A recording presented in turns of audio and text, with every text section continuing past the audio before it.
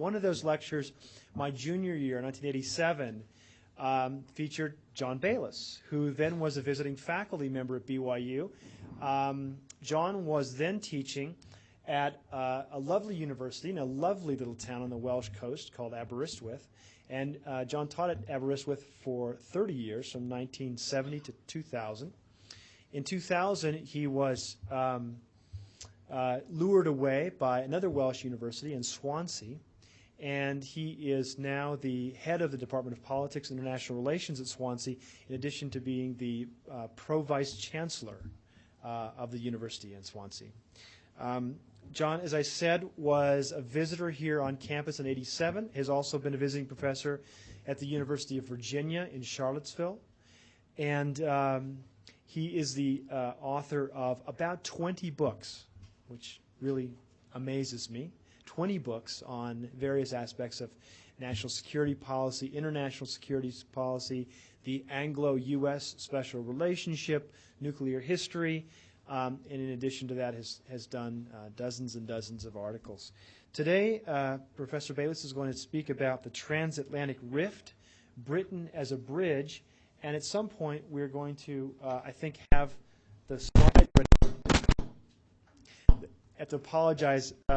We had all the slides loaded on a different computer, and then somebody checked out the computer we had the slides on, so we've been scrambling to get the new PowerPoint presentation up and running. But are we set, Lee? Are we ready to go? The remote is right by the computer. So without further ado, John Baylis, University of Swansea. Welcome very much. That should be it. I imagine it's probably this one here. Okay.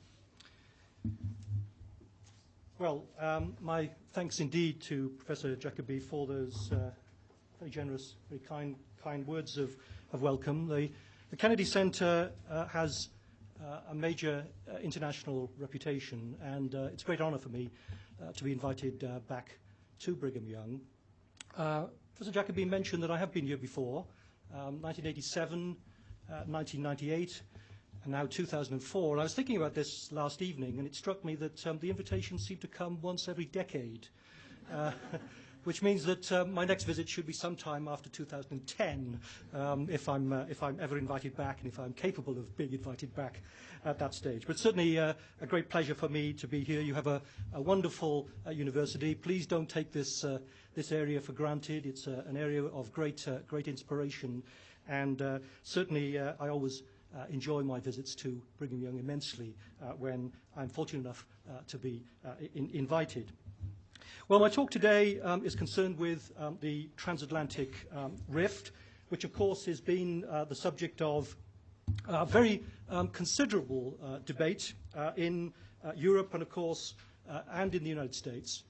And there's been a sort of growth industry in publications relating to the transatlantic relationship, certainly in the period since the end of the Cold War and in the period since 9/11 as well. We've had the studies by authors like Charles Grant, William Shawcross, Elizabeth Pond. I think some of you will know of her book, Philip Gordon, Jeremy Shapiro. All of these authors have analyzed in some depth the trials and the tribulations of the transatlantic relationship, certainly since 9/11 and the implications of 9/11 on international security. There are, however, if I can work this machine, I probably need some help on this. Which button do I press? Just to You might have to point it at the computer. Okay.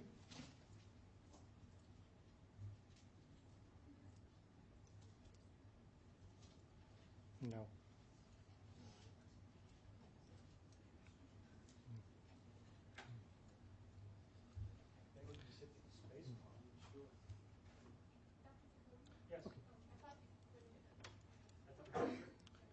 Okay.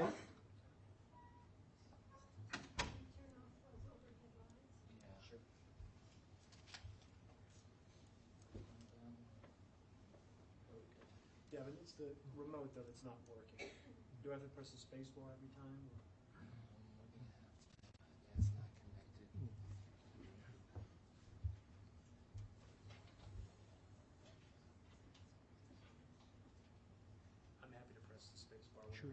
sharing. Okay, that's fine. Okay. I think there are two books in particular, talking about the literature which is emerged on the transatlantic relationship. There are two books in particular which have had quite a significant impact on European opinion and particularly American opinion as well. And these are the books by Robert Kagan. I understand this is a book which is probably very well known to members of this particular audience. But also another book by Robert Cooper, and I'll be talking to some of the students in the political science department about that this week. A book which is probably less well known to American opinion, but which represents a sort of answer to Kagan's book from a British or slightly European perspective.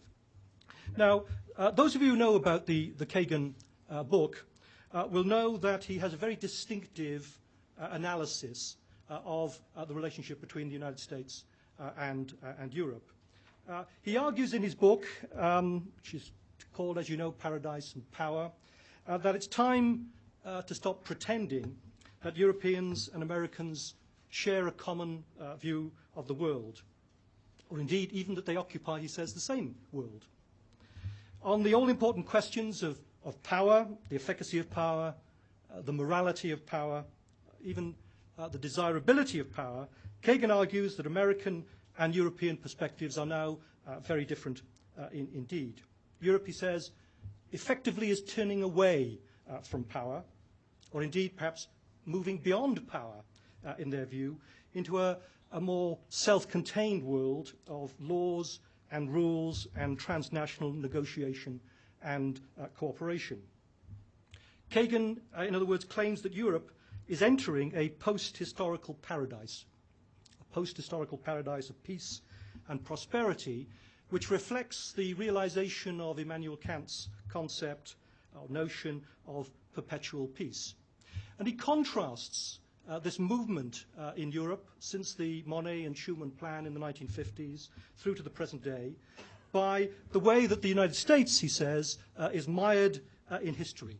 The United States exercises power essentially in an anarchic, Hobbesian world where international laws, international rules are unreliable, and where true security and the promotion of a liberal order still depend on the possession and the use of military power and military might. Now, the book by Cooper is similar in some respects. The message, the argument, the thesis that Cooper puts forward is similar in some respects to Kagan's book. But his analysis is more nuanced, is, I think, rather more subtle. It's worth knowing a little bit about who Robert Cooper is. He was a specialist advisor to Tony Blair for some time on foreign policy, and he is currently the Director General of External Political Military Affairs for the Council of Europe itself. And in that role, as being a key advisor to the British government, and now a key spokesman and analyst, scholar, diplomat for the European community, he has a very distinctive view of where Europe ought to be going and the relationship between Europe and the United States in the future. In his book, he contrasts three different kinds of states which exist in the modern world. The lawless, pre-modern nations, states like Somalia, Afghanistan, failed states in essence, in which the focus of government authority has broken down. Secondly, modern states, as he describes them, states like China, India, indeed, the United States he would include in this category, who pursue their interests in a Clausewitzian way, in a traditional way, in which force is still a key and legitimate instrument of policy as far as their security and foreign policies are concerned. And he contrasts these modern states with postmodern states. Postmodern states are those states, he argues, in Europe who focus on law and interdependence, and who, as far as possible, refrain from the use of force in their foreign policies. He sees these developments in Europe as being very positive, somewhat unlike the view expressed by Kagan in his book. But Cooper argues that this creates enormous difficulties for the transatlantic relationship. In an era which is becoming increasingly dangerous, states who are not prepared to use force, who are not prepared to regard force as a legitimate instrument of policy, creates enormous problems in terms of their relationship with other states, like the United States, which is still prepared to use force in that kind of way. He does, however, see the problems as being resolvable. He believes that if Europe is prepared to take a tougher line, rougher policies, not in Europe itself, but outside Europe, then it's possible for Europe and the United States to resolve some of their contemporary difficulties and to focus their attention on dealing with questions of international terrorism and the spread and proliferation of weapons of mass destruction. This relative optimism contrasts with Kagan's pessimism. Americans and Europeans, according to Kagan, agree on little and understand each other less. Kagan argues that this is not a transitory state of affairs, the product of one American election or one catastrophic event like 9/11, but is rather a permanent split. And there is a quotation, I think, which sums up Kagan's position very well. The reasons for the transatlantic divide, he says, are deep, they're long in development, and they're actually likely to endure for the indefinite future. When it comes to settling national priorities, determining threats, defining challenges, and fashioning and implementing foreign and defense policies, the United States and Europe have already parted ways. This is a permanent division. There is no way back. Europe and the United States are moving in completely different directions, according to Robert Kagan. Now, Kagan's book has been subject of very considerable debate, not simply in the universities in Europe, but also amongst the policy elites in government as well. It's been the subject of particular debate in the Foreign Office in London, largely because that thesis is extremely worrying to foreign diplomats in London, as it is in other parts of Europe as well. It's particularly worrying to the British audience because it challenges what has been, apart from the special relationship which has been fostered since the Second World War, it challenges one of the most important tenets of British foreign and defence policy, the crucial importance of harmonious transatlantic relations and a perception in London, rightly or wrongly, of Britain's central role in acting as a bridge, in acting as a link, or as one writer puts it, a hinge between the United States and Europe, explaining one to the other. That has been one of the fundamental issues which British statesmen since 1945 have tried to pursue. Summed up very well in JFK's notion of the dumbbell, with the United States as one part of the dumbbell, Europe the other part, with Britain as the sort of bridge, the link between Europe and the United States, essential to the functioning of both. Now, I'd like to spend a few moments, if I may, looking at Kagan's rather pessimistic assessment of the current state of the transatlantic relationship, before turning in the second part of my lecture to the approach of the Blair government towards the transatlantic relationship prior to, during, and in the aftermath of the war in Iraq just 1 year ago. The question is, how serious is the contemporary transatlantic rift? Is Kagan right? Are we seeing a parting of the ways in a fundamental sense at the present time?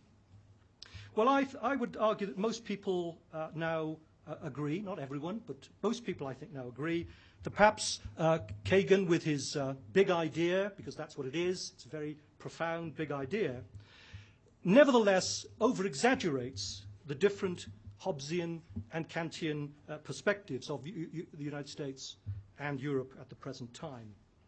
There clearly are Hobbesian tendencies in European politics. We've seen this in the war in Bosnia. We've seen it in the conflict in Kosovo. both Britain and France in particular, but also other European states, are certainly at times prepared to use force in defence of their interests. Kagan also ignores the differences, of course, within Europe itself as well. Europe is not a monolith.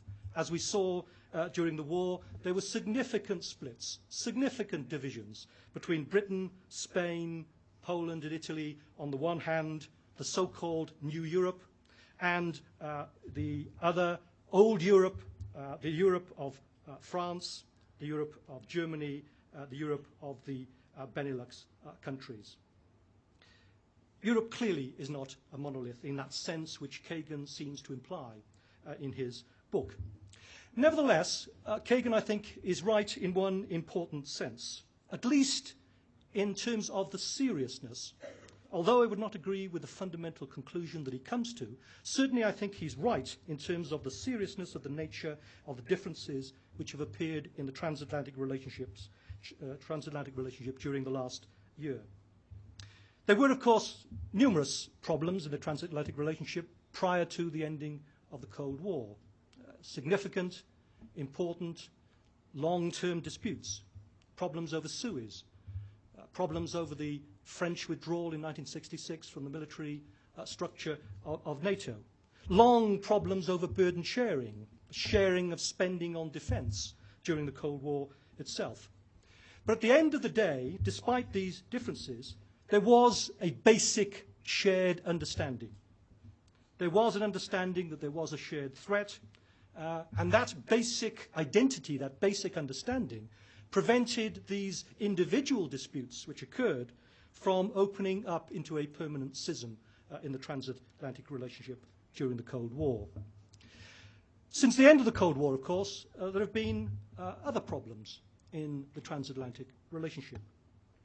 Problems over trade relations, problems over the Middle East, problems over European defence and the future of the NATO alliance, differences over how to deal with rogue states.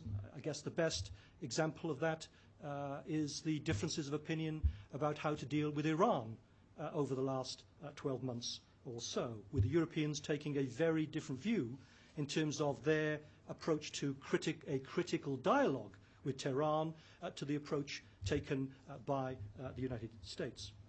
But I think it's fair to say that despite these disputes since 1989, 1990, when the Cold War ended, there was nevertheless, until relatively recently, still a sense of a Western identity, a common identity, allies working together, even if they sometimes fell out.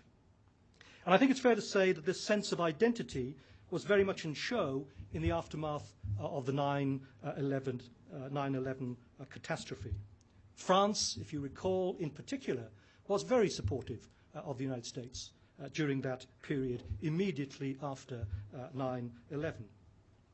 That said, since the attacks on New York and Washington, the new focus on counterterrorism, weapons of mass destruction, and the move towards preemptive strategies certainly has created new divisions within the transatlantic relationship. These strategies, these policies have certainly created anxieties in parts of Europe. In particular, European concerns about American unilateralism has led to new tensions in the relationship, which has threatened, I think, to undermine the common sense of identity in a way which has not been the case in the past. And I think this is summed up very well for those of you who know Elizabeth Pond's book, Friendly Fire, in her description of the transatlantic relationship as having had what she describes as a near-death experience. It's an interesting way of describing the differences which have emerged since 9/11. Well, what, in essence, are these disputes about? These disputes are about different issues relating to the threat and how to deal with the threat of international terrorism and the proliferation of weapons of mass destruction. They're about different attitudes towards the United Nations and the utility of multilateralism in order as a means, as a technique, as a way of maintaining peace and security, and also tensions associated with the growing marginalization of the NATO alliance, the traditional framework of transatlantic cooperation. And I'd like to spend a few moments looking at each of these issues, starting first of all with this different perspective about the nature of the threat that we're facing.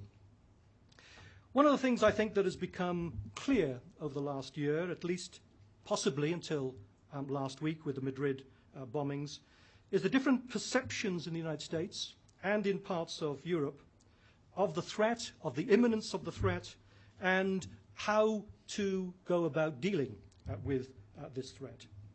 I think this is largely because of the difference in historical experiences between the United States and Europe. Europe, after all, has been quite used to dealing domestically over a long period of time with terrorism. The Baader-Meinhof in Germany, the Red Army faction in Italy, ETA in Spain, Action Direct in France, the IRA in Britain, all have been dealt with over a protracted period of time with a range of different kinds of techniques, the mixture of political and largely low-level military measures. Europe has got used to dealing with terrorism in that sense. Whether it's dealt with it adequately, whether it's dealt with it well is a matter of dispute. But it's experienced terrorism over this period of time and has a feeling that it knows about terrorism.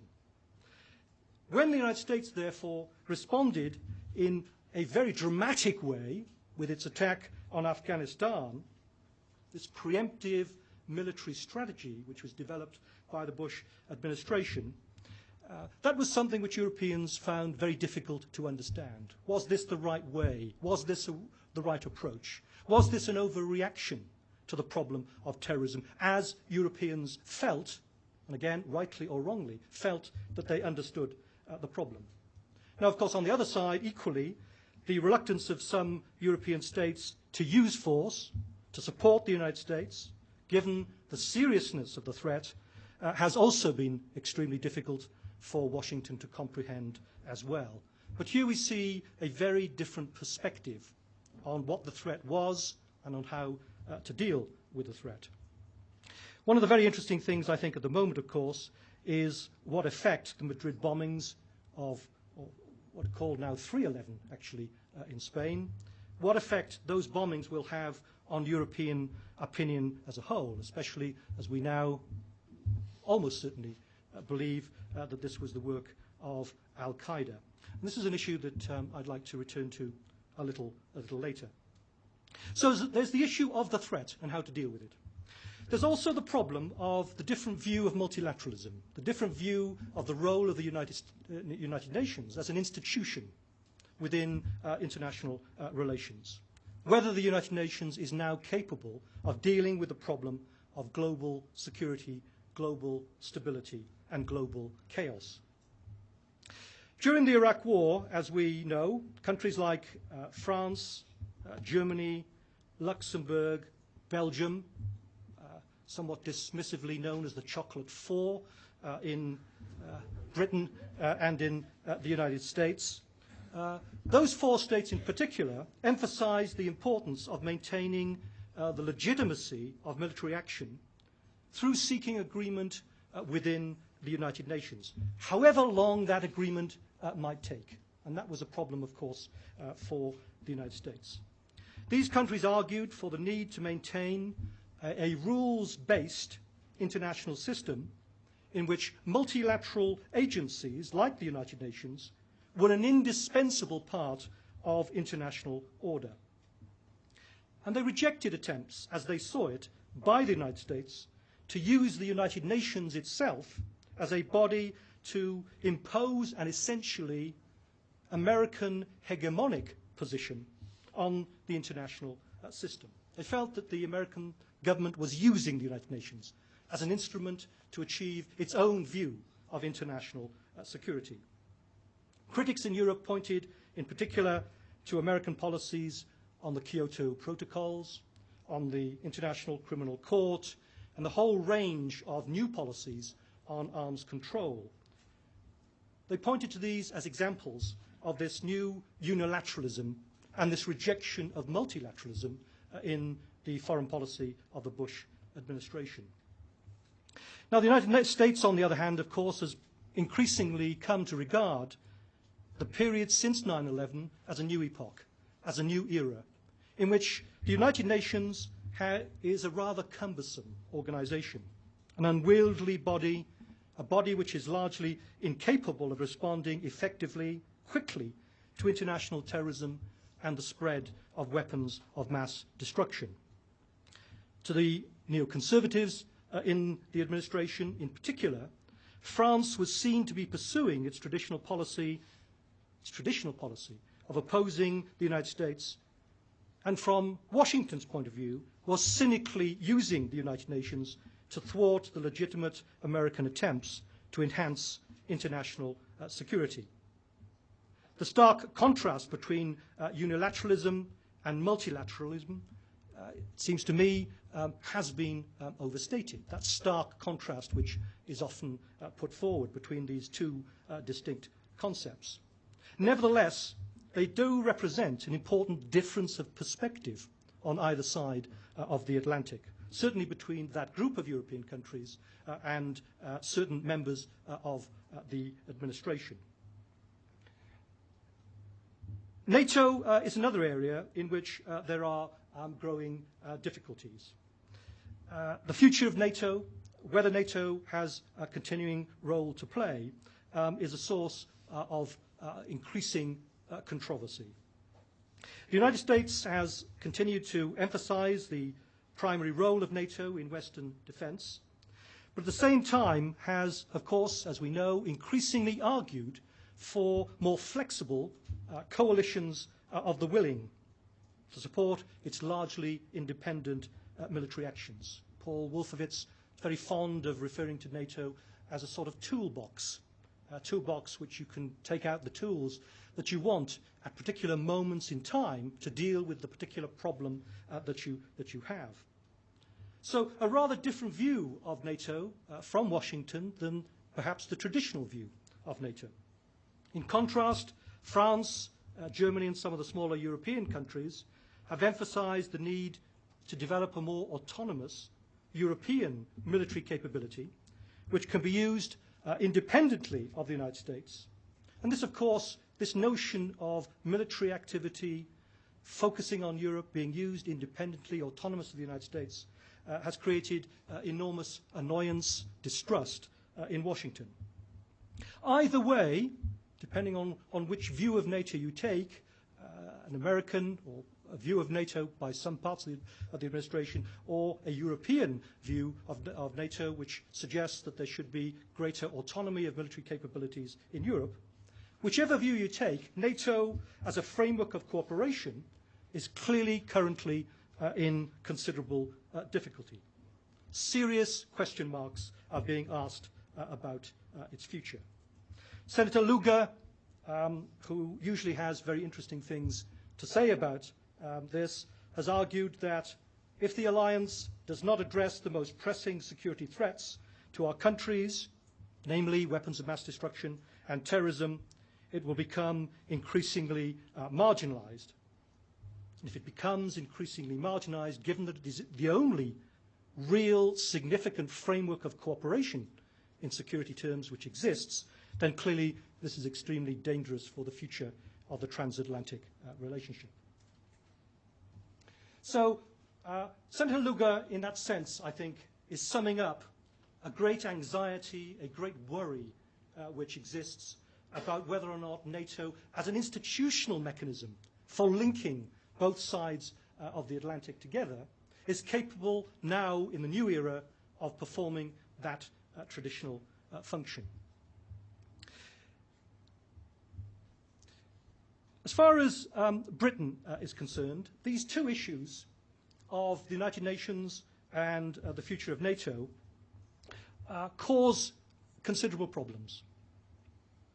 In the run-up to the Iraq War, Tony Blair, while staunchly supporting Bush, was clearly concerned to try and keep open the option of using the United Nations as late as possible in the period prior to the war to try and bridge the gap, to try and link together, if possible, the positions particularly of the United States and particularly of France, which took the lead in its opposition to the United States and its particular view of the important role of the United Nations.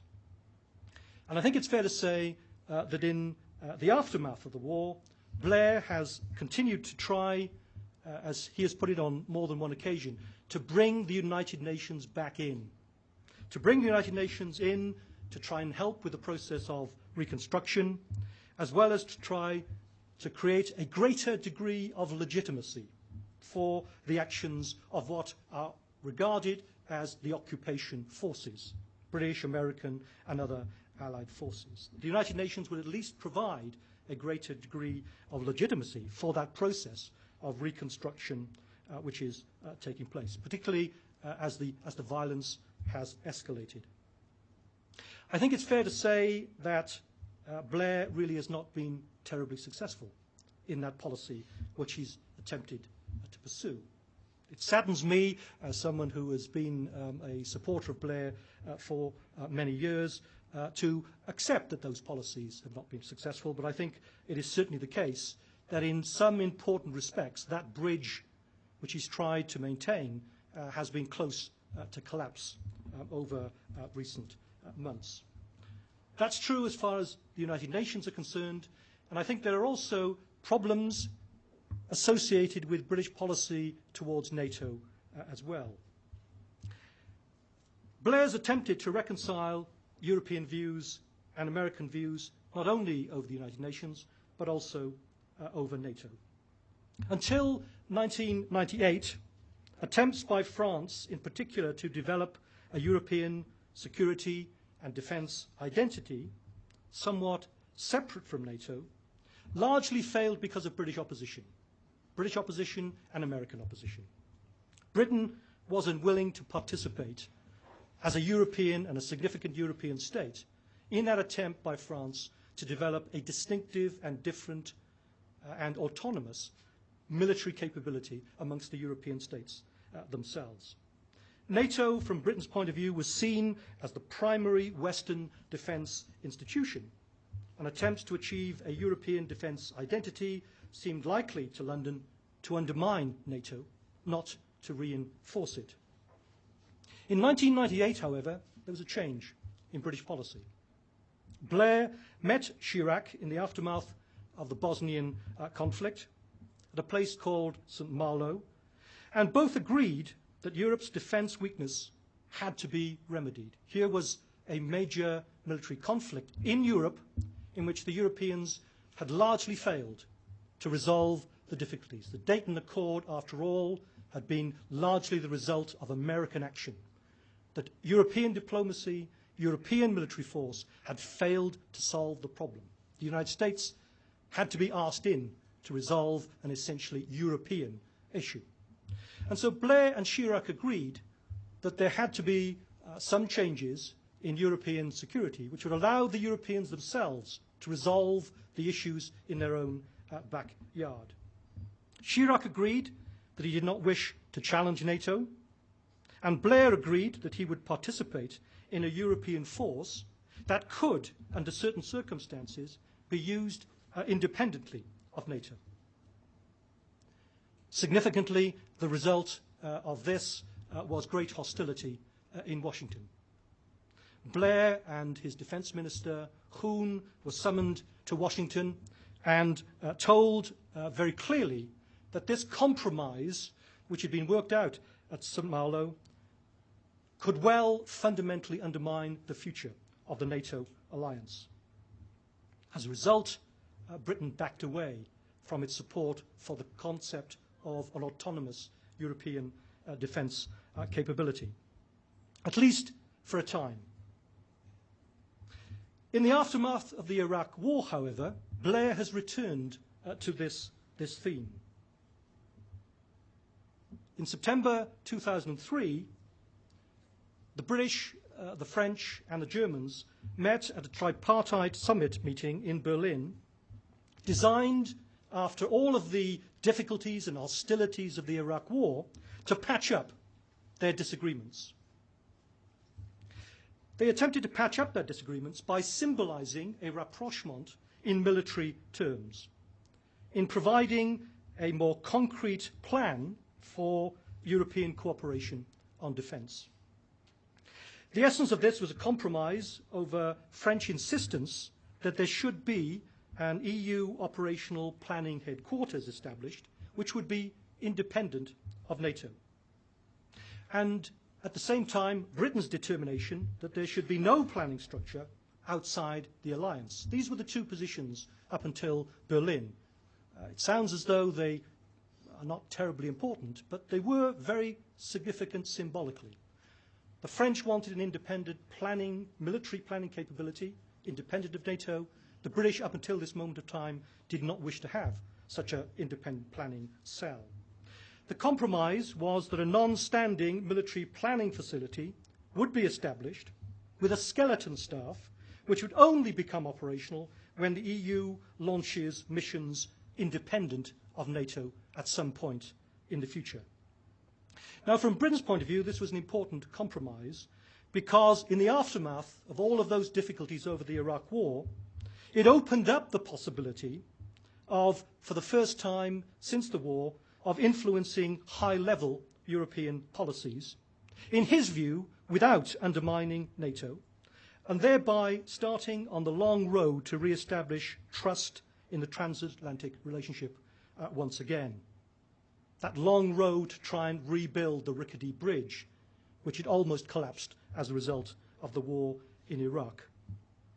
Now, whether this policy, this tripartite directorate, as it's been called, is going to succeed in re-establishing Britain's role in Europe and helping to re-establish the transatlantic relationship is, it seems to me, far from clear at the present time. It's far from clear because the United States, and particularly Donald Rumsfeld and the American ambassador to NATO, Burns, has been very hostile indeed in recent months, or certainly in the months after September 2003, towards the agreement which was reached in Berlin. They see, that's to say, certain parts of the administration, that planning cell as a kind of Trojan horse, which will ultimately achieve what they believe the French have always wanted. That is to say, the destruction of NATO. This, of course, in Paris, appears as part of a broader post-Iraq policy of not forgiving France for its opposition to American policy towards Iraq. In Paris, the neoconservatives, in particular within the administration, are seen as a group who wish to maintain a fractured status in Europe. In other words, Europeans, particularly French and German policymakers, have a distrust that the idea of new Europe, old Europe, which Secretary Rumsfeld put forward during the war, is still being maintained as a deliberate policy by the United States in the post-Iraq environment to help control and divide Europe for diplomatic reasons. As a result, there have been criticisms of Blair's policy, of British policy, both in the United States and also in Europe as well, demonstrating the difficulties and dilemmas of British foreign policy in terms of the transatlantic relationship at present. In the United States, Blair, in some quarters at least, is seen as being rather naive if he thinks that Chirac will modify his traditional policies towards NATO. For those who think like this, it is better to keep Europe divided than to seek closer transatlantic relations. A fractured Europe is in American interests, according to some members of the administration. It must also be said that there are also criticisms of Blair in France in particular, but also in other parts of Europe as well, because he is also seen as a Trojan horse of a different kind. An American servant, an American poodle, as the press often portrays him, who seeks to promote US values and also predominance. Whether Blair's policy of trying to re-establish the cohesion of the transatlantic relationship will succeed, therefore, I think is far from clear at the moment. There is particular concern in London at the present time that the United Nations in particular may have been fundamentally weakened, especially in US eyes, after the Iraq War. Now, London clearly recognises that there are some in the administration, Colin Powell in particular, who does seem to recognise the value to American interests of cooperating with allies through the United Nations. But of course, there is also a belief in London that there are many other members of the administration who appear to see only limited value in multilateralism in the post-9/11 world. It's very interesting to look at Blair's speech on the United Nations a matter of about 10 days ago, in which he sought, again, a sort of compromise, or what Blairites would regard as a third way, which is emphasising the importance of the United Nations, but arguing very clearly and very forcefully that the United Nations is desperately in need of reform at the present time. In a sense, an attempt to deal with both problems. The United Nations, yes, is cumbersome, yes, is incapable of dealing with international terrorism and the proliferation of weapons of mass destruction, but is not irredeemably undermined as a result of the Iraq War, is actually capable of reform and performing its important traditional multilateralist roles in the future. Interestingly, that speech by Blair, so far at least, has been wholly ignored in Europe and in the American press, as far as I can see. As far as the new European defence policy is concerned, there are still many questions. Very many questions about whether or not its military assets can be used in the future. The military assets of NATO, its capabilities, can be used by this new European force which is being envisaged. There are question marks also over whether or not NATO can actually veto the use of this European force in the future. There is also speculation over whether the political will exists in Europe to produce the forces necessary, and over exactly what autonomous actually means in practice. What I think is most worrying in the post-Iraq era is this legacy of mistrust, which weighs so heavily over contemporary transatlantic relations. Despite various attempts to re-establish close ties, there have been very distinctive attempts by British policymakers to do just that, progress, it seems to me, has been painfully slow. That is not to say, however, that we should agree with Kagan's pessimism.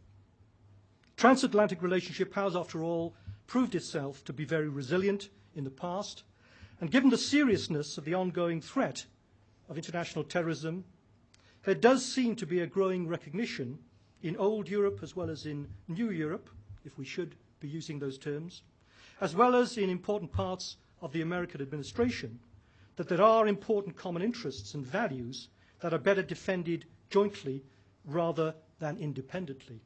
And certainly this remains very much the British position in London. I would argue, however, in conclusion, that the success of this policy is largely outside of Blair's hands, outside of British control. Much more importantly, at least in the coming months, is likely to be the impact of the Madrid bombings on European opinion, and also, of course, the outcome of the American election. Let me just, in conclusion, deal very briefly with those two issues. The Zapatero government in Spain, the new government in Spain, is clearly set on a task of reintegrating Spanish policy with France and Germany, and his rhetoric, the rhetoric of the new administration towards Blair and Bush, has clearly been less than diplomatic. He has, in effect, accused those governments of lying, and has, of course, accused those governments of major miscalculation. Now, this could, of course, make the task of building bridges even more difficult in the future than in the past, despite the heightened concerns about international terrorism. On the European side, much will depend, it seems to me, on the effects of the changing political scene in Spain on the recent signs in both France and Germany of a desire to improve relations with the United States. I know you have some speakers from Europe this afternoon and coming weeks. It will be very interesting to pursue with them their views about how the recent attempts to improve relations with Washington is likely to be affected by the changes in the Spanish government. And of course, much will depend on where the next bombs go off in Europe, as undoubtedly they will. The other issue which is likely to have an impact on European-US relations is, of course, the outcome of the US election. Europeans, for the most part, are rooting for John Kerry, partly because of his European links, partly because of his linguistic skills, but also partly because he seems to share their view of the war and their view of multilateralism and the United Nations. Ironically, however, if Kerry does win, this may help to reinforce the British objective of bringing Europe and the United States closer together, but in so doing, it might also leave the Blair government even more isolated in Europe than ever before. Blair is very good at getting on with new presidents in the United States, but his close relationship with Bush might well get in the way in the early stages of a new Kerry administration. Alternatively, of course, Kerry may not wish or may not relish the title of Europe's candidate in the American election. It might actively do him some harm, of course.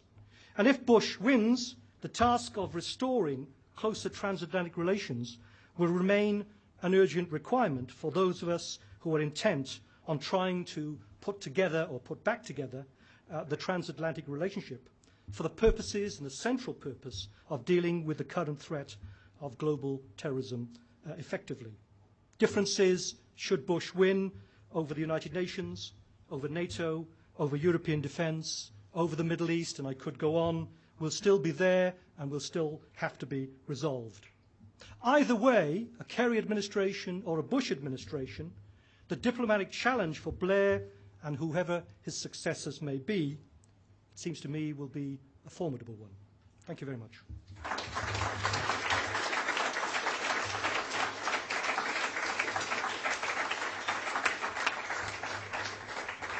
Well, thank you very, very much, John. I think some students have already had to leave, and others will have to leave now because our clock runs on these 50-minute hours. But for those of you who have a few minutes, we have. Would you be willing to take questions for maybe 5 minutes at the maximum until 1 o'clock from those who wish to stay behind? In the back, please go ahead.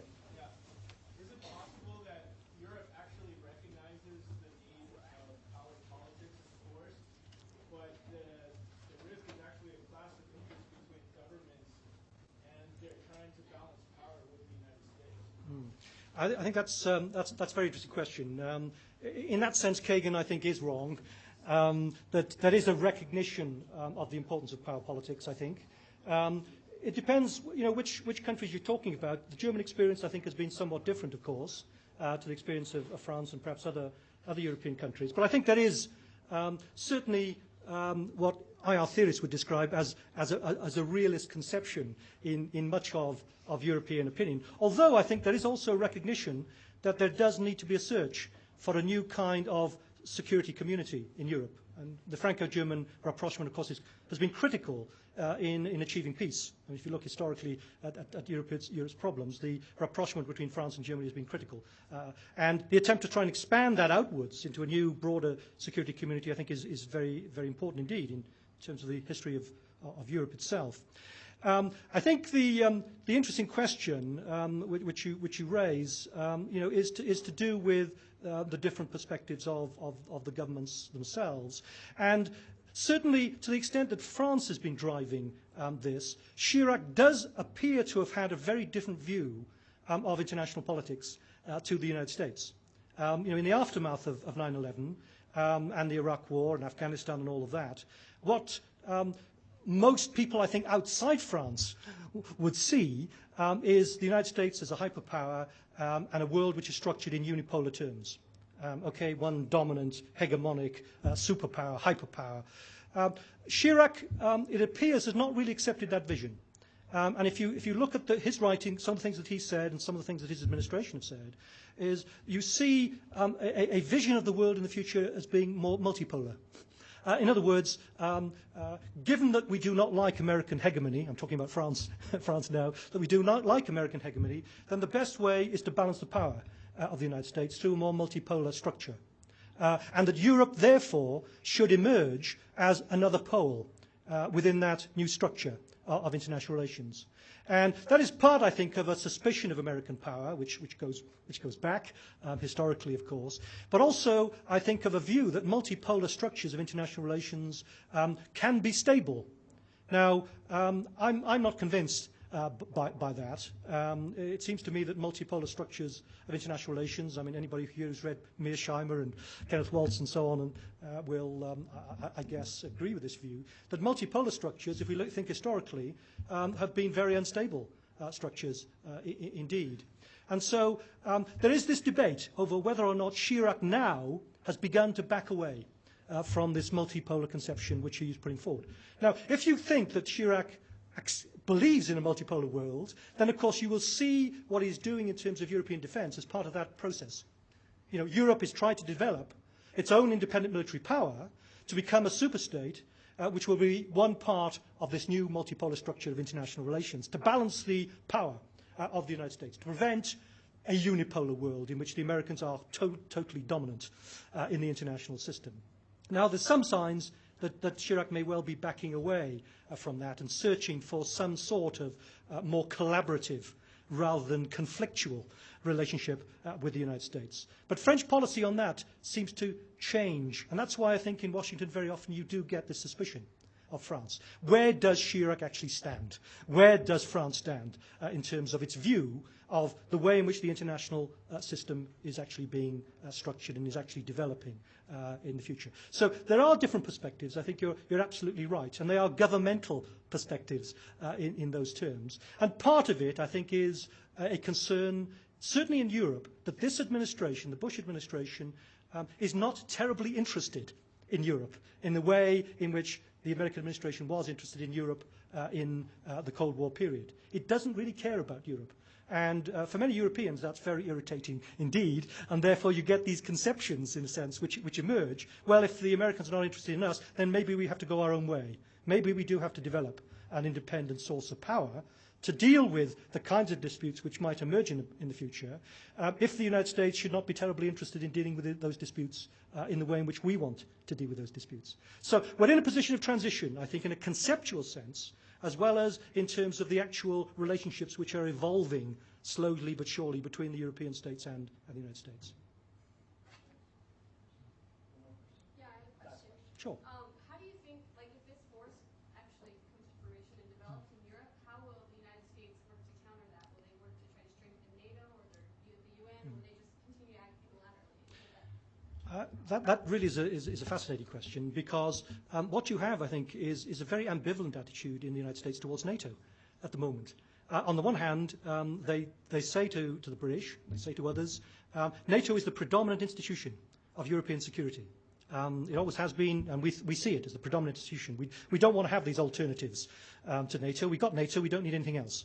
At the same time, NATO itself is not seen as having the same kind of utility to the administration that it once had.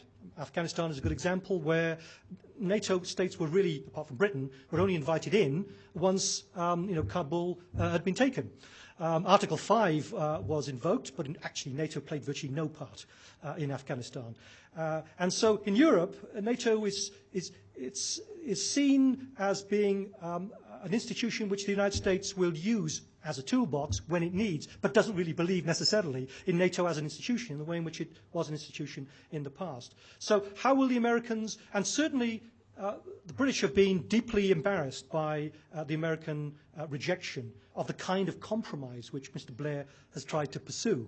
This very subtle compromise which he's tried to pursue over pursuing greater European defence capabilities, but not doing that at the expense of NATO. That's the compromise. The administration have totally undermined that policy on a number of occasions. And that's the policy, it appears, that the administration is pursuing. You accept our view of NATO, which is a body which we will use when we need to use it, or you won't have the capabilities and assets which are largely American, which we provide for NATO. You do it our way or you don't do it at all. So I think that's what the administration would do. It would simply say, this is our vision of NATO, and NATO has to change to deal with the new era in which we live. And if the European states themselves want to develop an alternative, they won't be able to do it using our assets, i.e. American assets. They'll have to provide their own military assets. Now, I think as if you ask Mr. Blair in private, and indeed if you ask President Bush in private, they would say, we don't believe the Europeans can actually do it. It's all very well having these ideas about a European rapid reaction force. You know, we're supposed to have a European rapid reaction force of 60,000 people in the next 2 or 3 years, but there is no sign that the Europeans have the political will to provide the resources which are necessary to develop the kind of military capabilities which they say they want to provide. And that, of course, strengthens the hand of the administration, which says, well, if you want to do it, that's fine, you go off and do it, but you're not going to have these assets. And indeed, we will decide, NATO will decide, when those assets will be used and when they will not be used. And there is still, I think, a fundamental difference. But that, I think, is the American position on the European Defence Force. They don't like it. They don't think it's necessary. They don't believe the Europeans are serious, actually, in terms of political will and in terms of providing resources for providing the kind of capability which is going to be necessary. And so the American administration, therefore, is in a very strong position in dealing with this question of the European Defence Force, it seems to be.